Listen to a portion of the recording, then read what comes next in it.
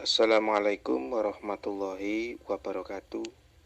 Saya mau bertanya kepada saudaraku Mbah Abdul Kalim.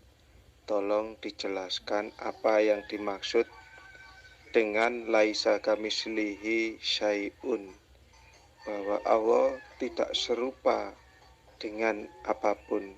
Matur nuwun. Assalamualaikum warahmatullahi wabarakatuh. Bismillahirrahmanirrahim. Ashhadu an la ilaha illallah wa ashhadu anna Muhammadar Rasulullah. Allahumma salli ala sayyidina Muhammad wa ala ali sayyidina Muhammad.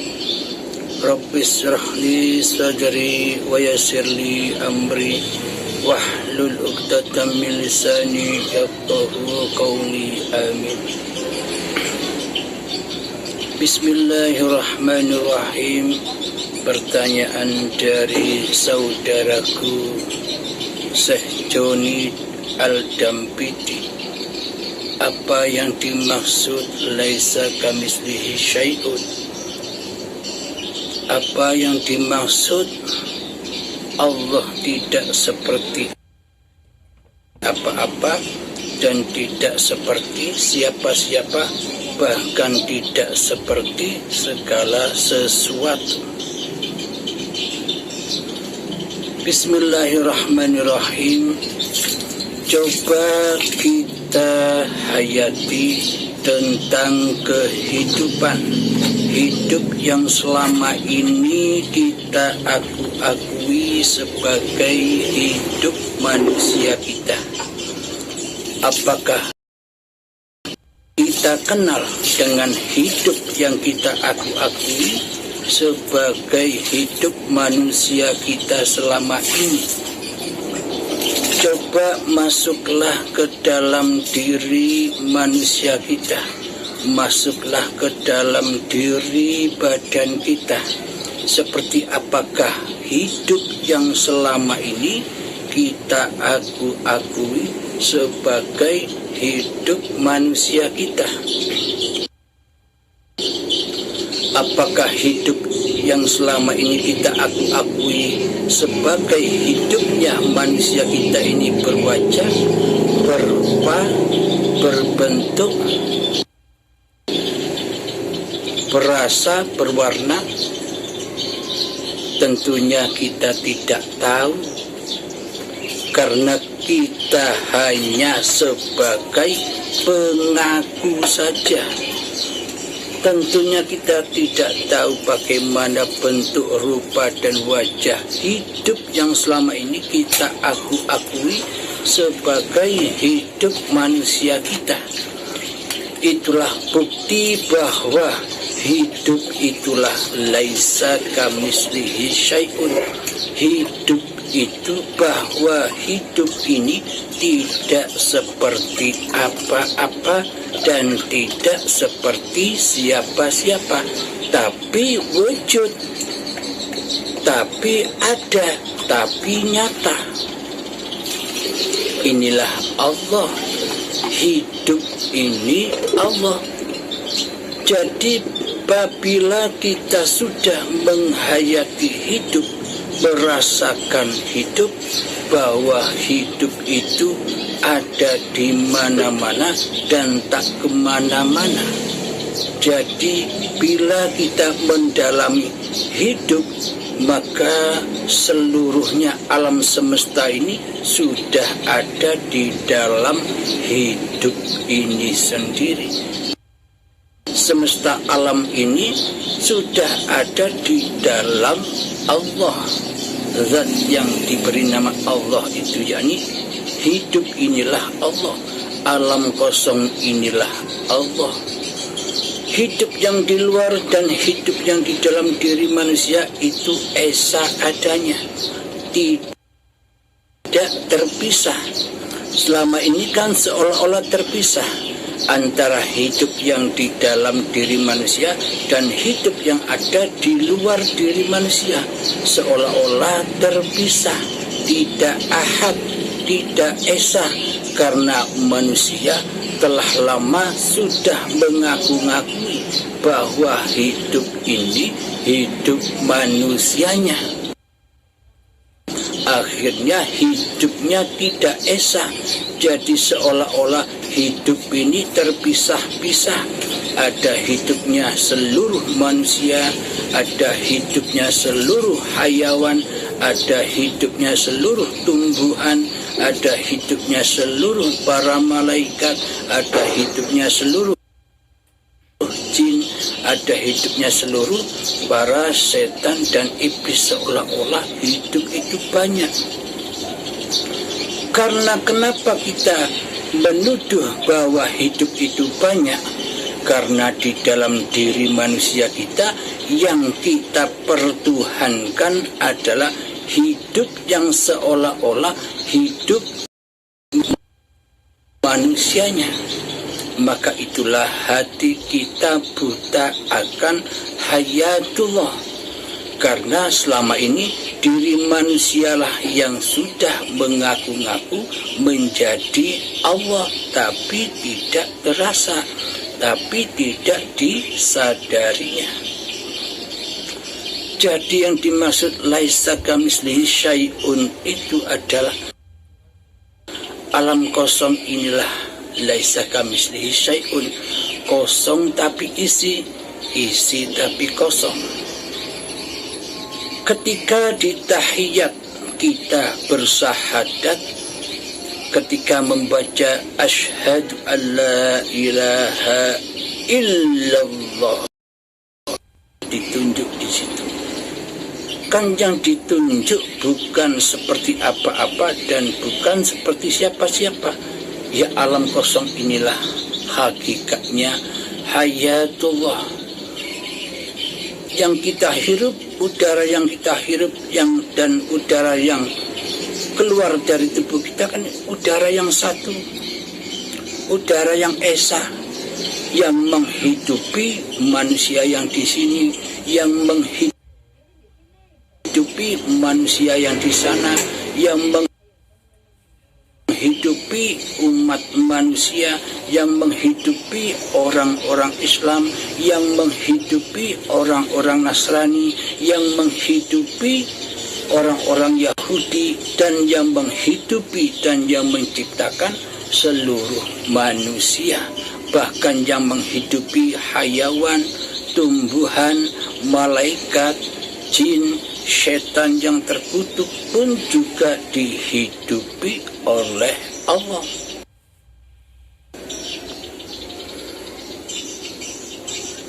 Jadi alam kosong inilah yang dimaksud izinnya Allah.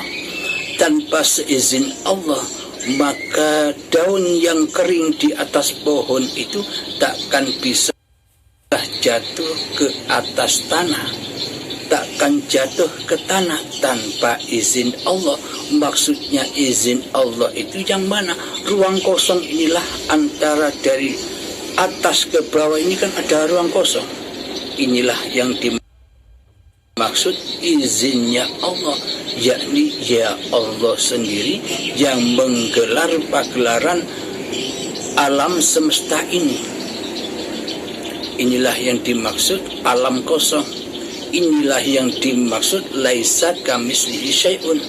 Alam kosong laisa kamitslihi syai'un ini bisa mewujudkan apapun, segala apa-apa dan segala siapa-siapa. Tanpa izin Allah, apakah kita bisa bergerak? Apakah kita bisa melangkah jika tak ada ruang kosong?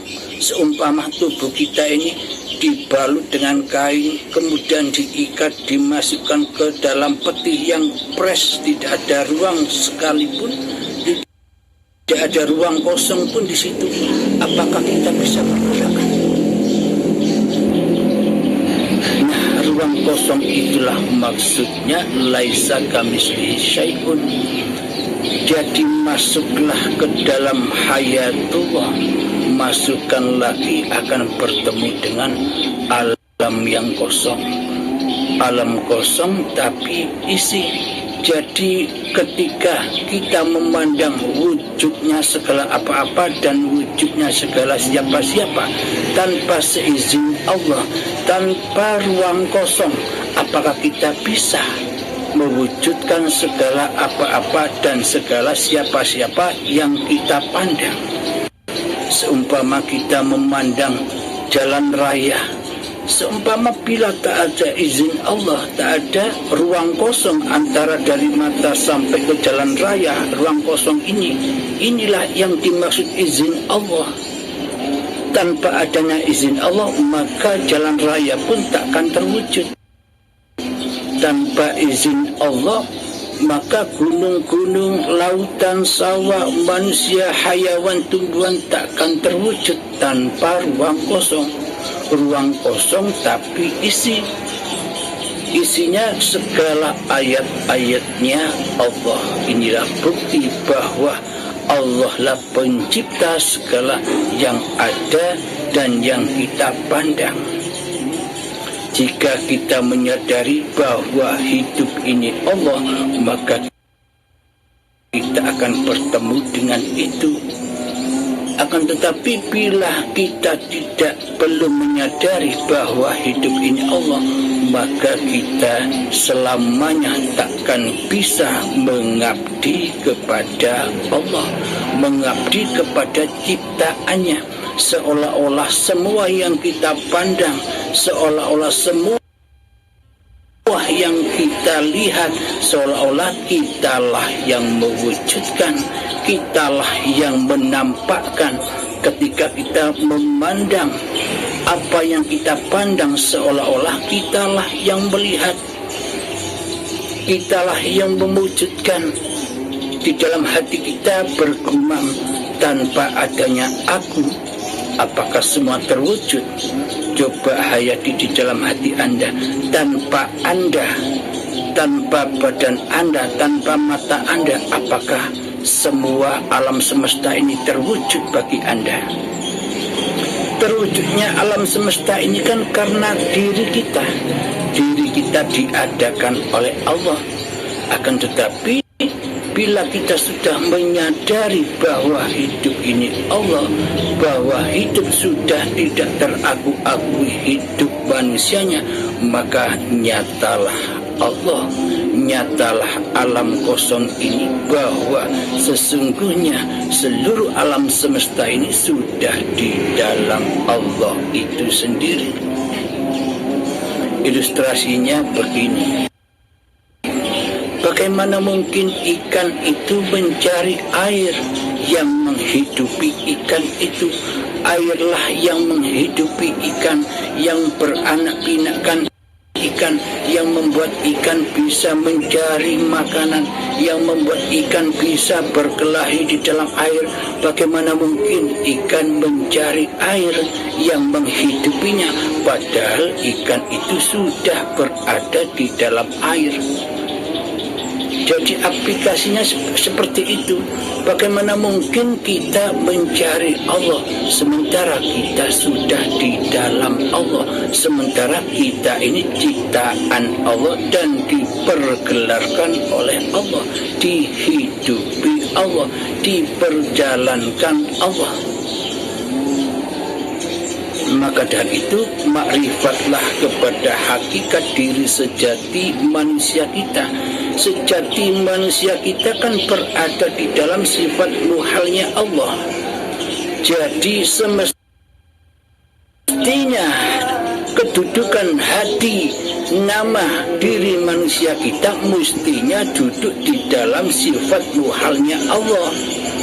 Akan tetapi selama ini kita mendudukkan Allah di dalam makhluk, seolah-olah Allah ini makhluk, seolah-olah kitalah yang menjadi Allah. Allah kita taruh di dalam sifat muhalnya sendiri.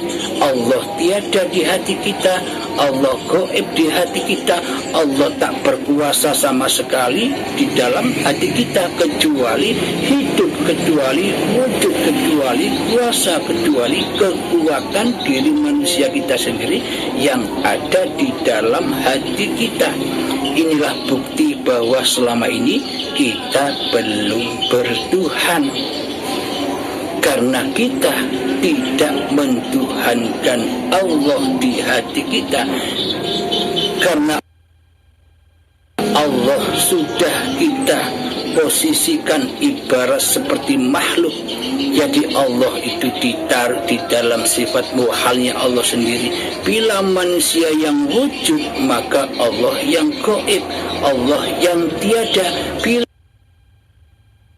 di dalam hati manusia, manusianya yang hidup, maka Allah pasti mati di dalam hati manusianya. Berarti selama ini kan Allah kita dudukkan, Tuhan kita dudukkan sebagai makhluk di hati kita. Sementara yang jadi Allah, sementara yang jadi Tuhan, sementara yang jadi penguasa di dalam hati kita selama ini adalah diri kita sendiri.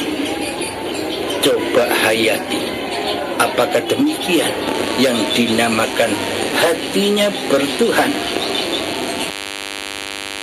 Karena bertuhan itu babakan hati, bukan babakan lahir. Bila hati belum bertuhan, pasti lahirianya, apalagi seluruh aktivitas badannya diakui sebagai aktivitas manusianya. Jadi pada intinya iman, Islam dan keyakinan itu ada di dalam hati. Sudah bertuhankan hati kita. Bila hati kita sudah bertuhankan Allah, kita tetapkan Allah di dalam sifat-sifat wajibnya bagi Allah, dan kita tetapkan bahwa manusia kita ini berada di dalam sifat muhalnya Allah. Inilah yang dinamakan bertuhan. Allahnya yang wujud, gaiblah, tiadalah makhluknya yang berkuasa di hati ini. Bila Allahnya yang hidup, maka matilah posisi manusianya. Inilah yang dinamakan hati yang sudah bertuhan, hati yang sudah bertauhid, seperti tauhidnya para nabi dan para rasul. Bahkan Kanjeng Nabi Muhammad pun bertauhid seperti ini. Tauhid inilah yang original. Maka dari itu Allah perintahkan kepada Kanjeng Nabi Muhammad ketika melaksanakan seluruh syariat-syariat agama Islam, ketika mau sholat, ketika mau ibadah, tentunya wajib diawali dengan niat. Innamal a'malu binniyah. Jadi seluruh amal itu tergantung niatnya. Ketika di awal sholat Allahu Akbar, niat kita lillahi ta'ala. Akan tetapi ketika berlangsungnya sholat, maka sholat itu sudah menyimpang dari Tuhannya. Diperintah lillahi ta'ala, malah li nafsi. Disuruh, diperintah jangan ngaku-ngaku bisa sholat, tapi malah kita ngaku-ngaku bahwa kitalah yang berkuasa untuk sholat, kitalah yang merasa berkuasa untuk ibadah. Inilah kesesatan, inilah penyimpangan-penyimpangan hati kita selama ini dalam bertuhan. Maka dari itu syariat tanpa hakikat atau tanpa tauhid, maka tersesatlah syariat-syariat manusia itu. Karena manusia tak sedikit pun bisa bersyariat tanpa Allah. Manusia tak bisa bersyariat tanpa ruang kosong ini. Tanpa ruang kosong ini, tanpa Allah, tanpa hayatullah, mau bergerak kemana manusia? Inilah penjelasan singkatnya buat Kang Joni Al-Dampiti. Alhamdulillahirabbil alamin. Semoga saya dan semoga kita semua bisa dipahamkan oleh Allah Subhanahu wa taala. Alhamdulillah.